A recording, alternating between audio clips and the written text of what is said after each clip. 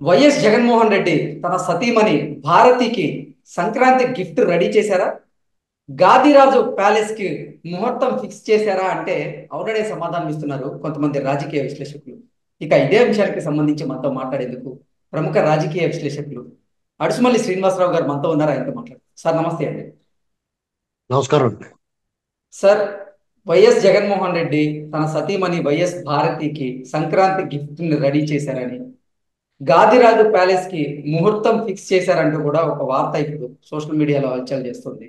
ఏంటి సార్, ఆ వార్తలో వాస్తవం ఉందా? నిజంగా వైఎస్ భారతికి జగన్మోహన్ రెడ్డి సంక్రాంతి గిఫ్ట్ రెడీ చేశారా అంటే ఏం చెప్తారు సార్?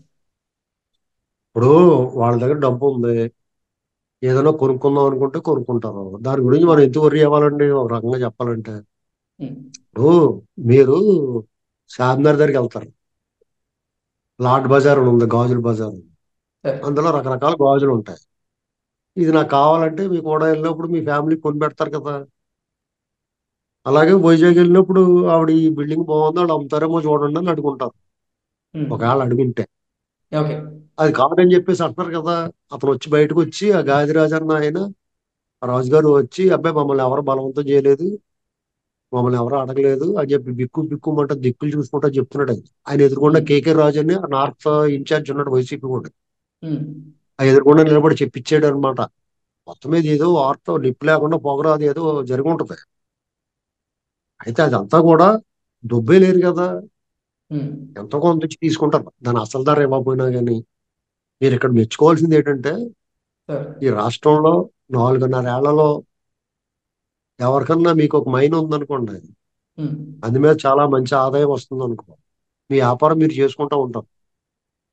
వాళ్ళు మేము మీ కౌరంకి ఇది మాకు ఇచ్చేయండి అని అడిగేవారు. ఉమ్, వాళ్ళు ఎంత మర్యాదగా చెప్పేవారు మీకు రికమెండేషన్.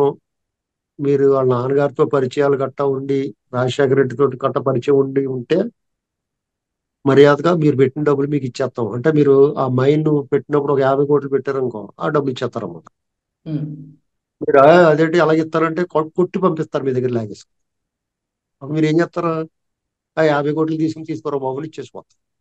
అలా చేశారు చాలా మర్యాదగా పద్ధతిగా. ఓకే. అన్ని అలాగే లాగేసుకున్నారు.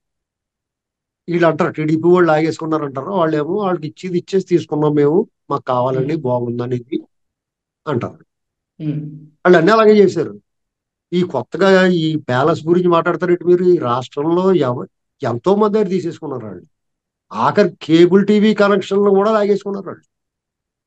మీకు ఏదో కేబుల్ టీవీ కనెక్షన్ ఉండి మీకు ఏదో ఒక ఏరియాలో మీరు చేసుకుంటున్నారు ఇంకో వ్యాపారం, వాళ్ళకి ఆగేసి మాకు ఓటా కావాలని అడిగారు వచ్చిన కొత్తలో, గవర్నమెంట్ వచ్చిన ఉమ్, కొత్తలో.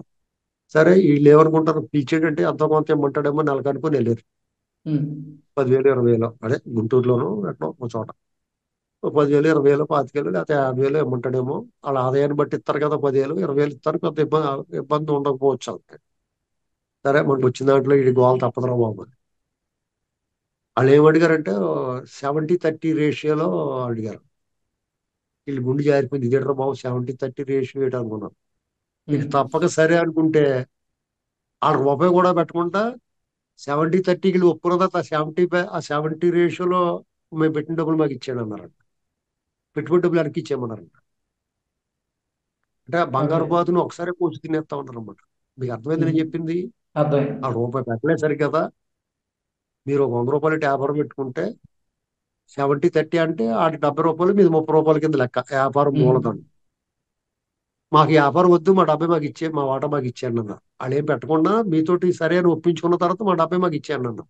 ఉమ్, అంటే మీరు తిరిగి ఆడికి 70 పైసలు వాటా సరిపడి డబ్బడికి ఇచ్చేయాలి. ఉమ్, లేదా ప్రతి నెల 70% వాటా ఆడికి పంపాలి లాభం. ఓకే.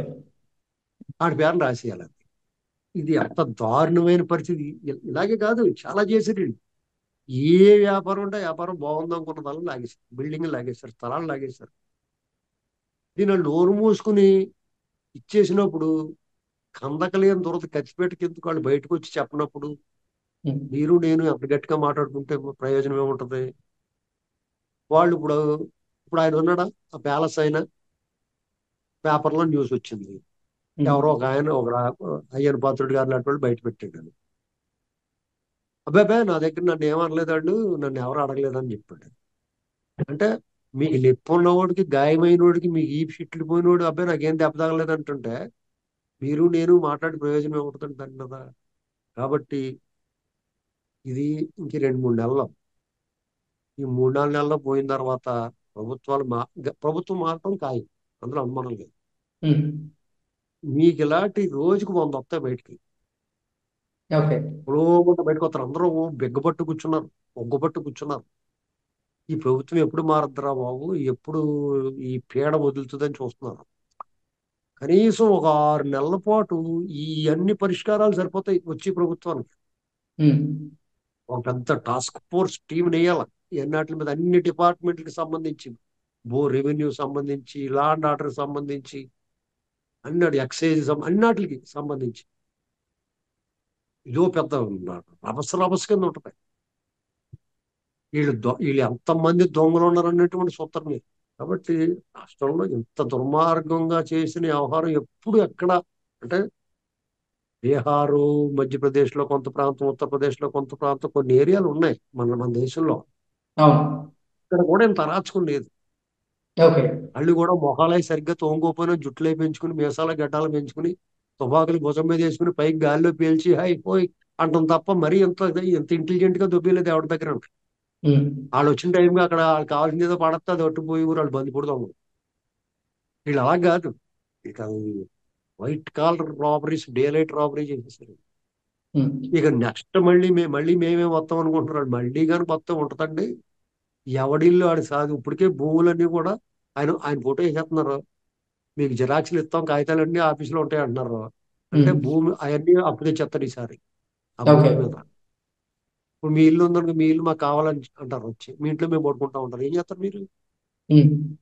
ఒకవేళ మీరు పోలీస్ స్టేషన్కి వెళ్ళారు, మిమ్మల్ని దవడ మీద కొట్టేసి మేమే కేసేస్తాడు. అది మీరు ఏమి చేయలేరు, ఇంక అయిపోయింది. కాబట్టి ఓకే. అందరూ కూడా ప్రతి ఓడికి ఇది ఆలోచన వచ్చింది, ఈ ఓకే. ఇంటికి పంపించాలరా బాబు. ఆ వైసీపీ వాళ్ళు కూడా అనుకుంటున్నారు కావాలంటే మళ్ళీ దెబ్బలాడటంలో టీడీపీ వచ్చిన తర్వాత వాళ్ళు మెత్తరోళ్ళు కదా, వాళ్ళ మీద మనం ఉద్యమం చేయొచ్చు, ముందు ఉమ్. ఇటు బెడద వదలాలరా బాబు అని చూస్తున్నారు. ఓకే. గతంలో కూడా అంటే సీఎం క్యాంప్ ఆఫీస్ ని రిషికొండ మీద నిర్మిస్తున్నారని, క్రిస్మస్ తర్వాత రిషికొండకి పరిపాలన మార్చే అవకాశం ఉంది జగన్మోహన్ రెడ్డి గారు అంటూ కూడా కొన్ని వార్తలు వచ్చాయి. ఇప్పుడేమో ఈ గాదిరేజ్ ప్యాలెస్ అనేది తెర మీదకి వచ్చింది. ఏంటి సార్ అసలు? ఏమి లేదండి, ఊరికే వాళ్ళ కోసం కట్టుకున్నారు నిజంగానే తీసుకోవడం మీద. ఆ. మనం అనుకున్నాయన్నీ అవుతాయండి, ఎన్నెన్నో అనుకుంటాం, అన్నీ అవుతాయా? ఉమ్. అలాగే వాళ్ళకి తీరని కోరిక, నెహ్రూ గారికి తీరని కోరిక ఏంటంటే మానస సరోవరాన్ని చూడలేకపోయాడు. ఉమ్. అలాగే జగన్మోహన్ రెడ్డి గారు వైజాగ్ నుంచి పరిపాలన అనేటువంటి చూడలేడు. ఓకే. అయిపోయింది, ఆ కోర్టు స్టేటస్ కో ఇచ్చింది, ఇంకా ఈ జీవితంలో అక్కడికి వెళ్ళలేడు. ఓకే. దొంగచాటుగా ఆఫీసులు మార్చి అక్కడ దుకాణం పెట్టి రకరకాల విన్యాసాలు చేద్దాం అనుకున్నాడు, కానీ ఆఫీసులు ఏం మార్చడానికి కుదరదు, నోరు మూసి కూర్చోమని చెప్పారు కోర్టులో. ఈ ఓకే. లోపల ఎలక్షన్లు వచ్చేస్తే ఇంటికి వెళ్ళిపోతాడు, ఎల్లమ్మ కోటకి వెళ్ళిపోతాడు. పైగా వీళ్ళు ఎమ్మెల్యేలు అందరూ కూడా రేపు కాంగ్రెస్ పార్టీలో జాయిన్ అయిపోతారు. జనవరిలో ఉమ్. రాహుల్ గాంధీ గారు వీళ్ళందరూ వచ్చి మీటింగ్లు పెడతారు. రేవంత్ రెడ్డి గారు వీళ్ళందరూ కూడా మోపు చేస్తారు ఇక్కడ. ఉమ్. వాళ్ళు మీటింగ్లు పెట్టి ప్రత్యేక హోదా ఇస్తాం, మేము రైల్వే జోన్ ఇస్తాం, పోలవరం కట్టించేస్తాం, ఈ సిపిఎస్ రద్దులే చేసేస్తాం అని చెప్పి, రాజస్థాన్లో చేసాం మేము, ఇక్కడ కూడా చేస్తాం, ఇలాంటి మాటలని చెప్తారు. ఉమ్. ఈ మాటలని చెప్పిన తర్వాత ఇప్పుడు జగన్మోహన్ రెడ్డి గారు టికెట్ ఇవ్వకుండా ఇలా ఇబ్బంది పెట్టి అవమానించాడు కదా, వాళ్ళందరూ కోపంతో రగిలిపోతున్నారు. వాళ్ళు ఏం ఓకే. చేస్తారనుకుంటున్నారు? టీడీపీలోకి వెళ్ళలేరు, వాళ్ళు రానివ్వరు. ఉమ్.